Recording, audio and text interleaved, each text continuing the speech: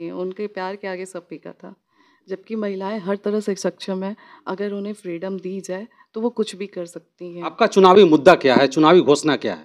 जी देखिए, मैं एक खुद महिला हूँ, तो मेरे लिए फर्स्ट प्रायोरिटी रहेगी महिला अभी सशक्तिकरण। हमारे साथ पावर स्टार पवन सिंह की पत्नी ज्योति सिंह जी हैं, जो काराकाट लोकसभा क्षेत्र में हमेशा भ्रमण कर रही हैं।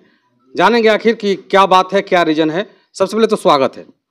जी, जितने भी लोग आपके चैनल के माध्यम से मुझे देख रहे हैं, उनको मेरा प्रणाम है, आपको मेरा प्रणाम है।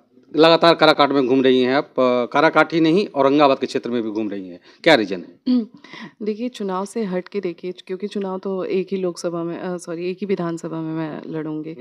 तो ऐसा नहीं है कि मैं जहाँ जहाँ जा रही हूँ सिर्फ चुनाव के लिए जा रही हूँ। चुनाव से हट के भी एक रिश्ता बना हुआ है, मेरा पारिवारिक रिश्ता। लोगों से तो लगाव। जी, लोगों से लगाव है, वो प्यार और वो एक अटैचमेंट है। तो ये भी रीज़न है यहाँ पे आने का और लगातार यहाँ पे बने रहने का। क्या ज्योति सिंह चुनाव लड़ रही हैं? जी, चुनाव तो मैं लड़ी हूँ। किस पार्टी से लड़ रही हैं? पार्टी इसलिए अभी मैं क्लियर नहीं कर पा रही हूँ, क्योंकि पार्टी खुद अभी क्लियर नहीं है कि उनके मतलब खाते में कौन सी विधानसभा जाने वाली है। तो वो एक बार ही वो बातचीत चल रही है, हर जगह से बहुत पॉजिटिव रिस्पांस मिला है। अभी जहाँ जहाँ मैं बैठी हूँ, बहुत ज़्यादा पॉजिटिव रिस्पांस मिला है हर जगह से। लेकिन सबका कहना यही है कि अभी हम खुद क्लियर नहीं है कि हमारे खाते में कहाँ का मतलब कौन सी विधानसभा आने वाली है। तो एक बार हमें क्लियर हो जाने दीजिए, फिर आपको क्लियर करेंगे। तो जैसे ही उधर से कुछ रिस्पॉन्स आता है, मैं आप लोगों को क्लियर कर दूंगी। मुद्दे की बात कर लेते हैं कि अगर हर कोई प्रत्याशी आते हैं क्षेत्र में तो अपना अपना एक मुद्दा लेकर के आते हैं। आपका चुनावी मुद्दा क्या है? चुनावी घोषणा क्या है? जी देखिए, मैं एक खुद महिला हूँ, तो मेरे लिए फर्स्ट प्रायोरिटी रहेगी महिला सशक्तिकरण, और दूसरी है शिक्षा, और तीसरा है हमारा ये चिकित्सा, और तीसरा हमारा रहेगा कृषियों के लिए, जो हमारे अन्नदाता हैं उनके लिए। तो पहला महिला सशक्तिकरण, क्योंकि आज भी महिलाओं को वो आवाज़ नहीं बनने दिया जा रहा है, जो महिलाएं डिज़र्व करती हैं, उनको वो चीज़ आज भी नहीं मिल रही है। आज भी महिलाओं को बहुत दबा के रखा जाता है, जबकि महिलाएं हर तरह से सक्षम हैं, अगर उन्हें फ्रीडम दी जाए तो वो कुछ भी कर सकती हैं। अगर उन्हें एक आज़ादी दी जाए पढ़ने लिखने की, सारी चीज़ों की, तो होता क्या है कि हमारे जो पेरेंट्स हैं, अगर हम पढ़ने की ज़िद करते हैं तो पेरेंट्स डरते हैं कि हमारी बेटी क्या बाहर निकल के सेफ़ है या नहीं है। तो ये हमारा पहला मुद्दा होगा कि औरतें सेफ़ कैसे हों, और वो अगर अपना खुद का डिसीज़न ले सकती हैं, तो वो क्या, उन्हें इतना फ्रीडम देना चाहिए कि वो खुद डिसाइड करें कि उन्हें क्या करना है, क्या नहीं करना है। और दूसरा हमारा जो है शिक्षा। शिक्षा इसलिए इम्पॉर्टेंट है कि आप अगर शिक्षित हैं, तो कोई भी इशू आपके लाइफ में आ रहा है, इवन कोई भी, आप एक बेटर डिसीजन ले सकते हैं, क्योंकि आप शिक्षित हैं, पढ़े लिखे हैं, और आप इंडिपेंडेंट हैं। तो आप अपने प्रॉब्लम को बहुत अच्छे तरीके से फेस कर सकते हैं, और मतलब आपको किसी की ज़रूरत नहीं होती है अगर आप शिक्षित होते हैं तो, क्योंकि एक कॉन्फिडेंस आता है कि मैं कर सकता हूँ, मैं पढ़ा लिखा हूँ, मैं अपना 2 रुपए खुद कमा सकता हूँ। तो शिक्षा इसलिए बहुत ज़रूरी है। और तीसरी चीज़ जो हमारा चिकित्सा है, तो देखिए होता क्या है कि जो हमारी जनता है, उन्हें पता ही नहीं है कि सरकार ने कितनी सारी सुविधाएं दे रखी हैं, सिर्फ शिक्षा के ही कारण की वजह से, कि लोग सरकार द्वारा हमारे सुविधा दी जाती है, लेकिन हमें पता नहीं होता है, और हमारे आसपास के लोग जो होते हैं वो इसी चीज़ का फ़ायदा उठाते हैं। तो हमारे लिए ये ज़रूरी भी है कि हम चीज़ों को समझें, चीज़ों को वो करें। तीसरा है अन्नदाता, जो हमारे ऋषि हैं, उनके लिए कि घर-घर में घर-घर में अन्नदाता का बहुत बड़ा वो रोल है हमारे पूरे देश में, दुनिया में कह लीजिए, क्योंकि हर एक इंसान के जो हम चावल रोटी खाते हैं, वो उन्हीं का देन है। तो हमें लगता है कि जो हमारे अन्नदाता हैं, उनको सरकार को सुनना चाहिए, सरकार के लिए बेहतर से बेहतर उनको सुविधा देनी चाहिए, उनकी जो भी दिक्कतें हैं वो सुननी चाहिए, क्योंकि वो बहुत इम्पोर्टेंट है, वो बहुत ज़्यादा इम्पोर्टेंट है।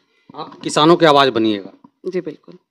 चिकित्सा की बात की जाए तो आजकल जो गांव में अस्पताल हैं उसमें अच्छी सुविधा नहीं है, वहाँ पे डॉक्टर नहीं रह रहे हैं। शिक्षा के बाद अगर बात आती है तो चिकित्सा की बात आती है, क्योंकि लोगों को शिक्षा और चिकित्सा स्वास्थ्य दोनों जरूरी है। तो स्वास्थ्य के नज़रिए से देखा जाए तो गांव में आजकल अस्पताल की जो स्थिति है बहुत बदहाल स्थिति है, उसके लिए क्या करेंगे आप? जी देखिए, फ़िलहाल तो मैं उस पोजीशन पे हूँ ही नहीं कि मैं कुछ कर सकूँ, और फिर भी कुछ चीज़ें आती हैं मेरे पास जो लोगों के क्षेत्र के लोगों के द्वारा कि ऐसे हो गया, ये हो गया, वो हो गया। तो मैं अपने इंस्टाग्राम पे उसे वो मतलब अपलोड करती हूँ, ताकि यहाँ पे जो लोग अभी वो एक पोजीशन लेके बैठे हुए हैं, उनके नज़र में जाए, वो लोग देखें, वो लोग इस पे एक्टिव हों।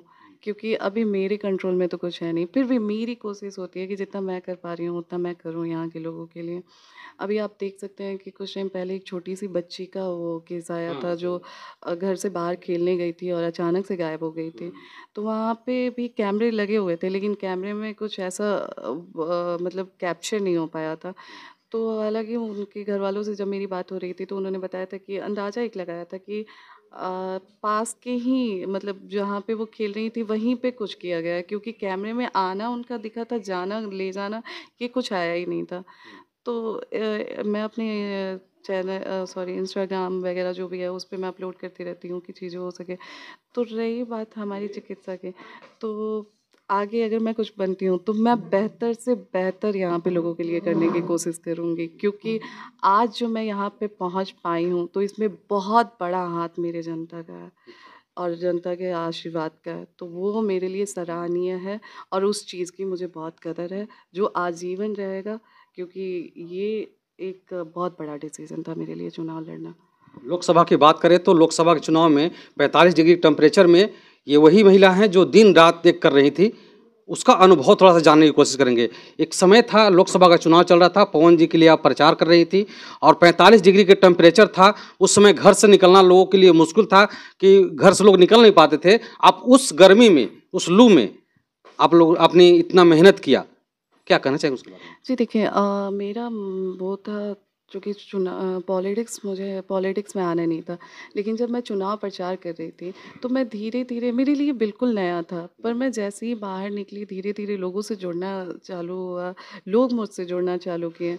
तो मैं जब लोगों के पास बैठती थी, तो लोग बड़े ही कंफर्टेबल होके मुझसे अपनी चीज़ें बताते थे कि ऐसे ये दिक्कत है हमारे यहाँ, ये दिक्कत है। मतलब जो लोग जो एक्सपेक्ट कर रहे थे, वो सब कुछ मेरे से बोलते थे कि ऐसे हो गया, ये हो गया, आप ये करिए, वो करिए।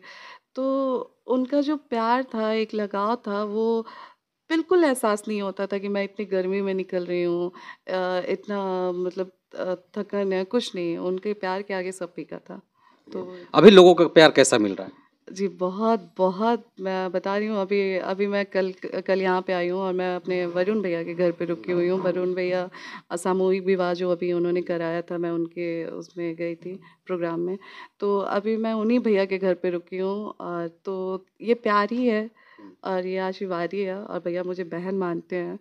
तो ये मेरे लिए सौभाग्य की बात है कि मैं भैया के घर पे हूँ और ये इसी तरीके का प्यार मुझे मिलता रहता है। चलिए, हमारी शुभकामनाएँ आपके साथ हैं।